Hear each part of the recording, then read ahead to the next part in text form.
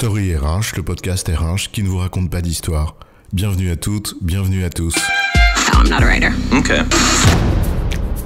Dans cet épisode, nous allons vous pipoter. C'est-à-dire que nous allons manier le pipotron 5.0 et peut-être même vous révéler un petit secret à la fin. C'est vrai qu'on est parfois ébahi par la mégalomanie des titres dont certaines personnes s'affublent sur LinkedIn. Entre les experts autoproclamés du growth hacking green tech aux cultivateurs de bonheur, c'est la cour des miracles. Et on est aussi parfois stupéfait des contenus des uns et des autres. Bon, on va vous épargner la forme. Vous savez, ces templates PPTX aux icônes en fonte awesome qui masquent l'absence de fond, ou même la succession des bullet points en guise d'argument qui, à la fin, conduit à l'argument suprême. Bah voilà, quoi. Oui, mais le fond. Concentrons-nous un instant, avec sourire, sur le fond. Au fond, c'est quoi l'histoire ? Au fond, il faut savoir que, je cite, « En réaction à la pluralité situationnelle, les décideurs doivent innover sur les opportunités projets. » Et ce, pour une raison simple, car, je cite, « En phase de montée en charge de la synergie opérationnelle, on doit solutionner les focus corporate. » C'est vrai.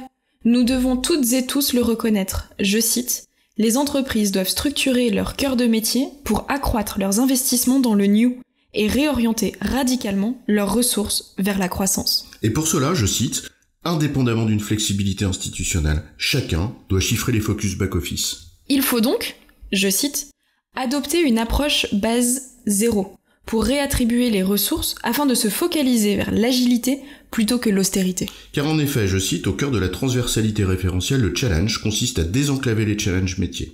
Parce qu'enfin, je cite, « Partout où domine l'opportunité communicationnelle, il y a nécessité de réinventer les potentiels à forte valeur ajoutée. » Et c'est bien pour cela que, je cite, « Le leadership doit se réinventer en équilibrant les compétences tournées vers l'analytics et celles orientées vers l'humain. » Oui, tu as raison, je cite, « Développer cette culture du changement et de l'innovation est une nécessité pour s'adapter et opérer cette transformation. » Et oui, gageons que pour se transformer, il soit nécessaire de se transformer. Mais pour cela, encore faut-il, je cite, « Définir et dessiner la transformation basée sur une approche d'innovation digitale en préparant la vision pour un business model digital, une stratégie digitale ainsi que les KPI pour gérer et mesurer l'avancement de la transformation. » En résumé, je cite, « En réponse à la mutation collaborative, les experts doivent révolutionner les prestations clients. » J'ai bon, chef ?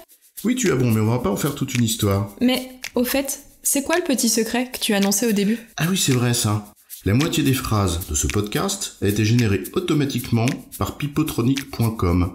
Et l'autre moitié vient de site internet de mon cabinet de conseil. Comme quoi, les histoires drôles, c'est peut-être le meilleur moyen d'être sérieux.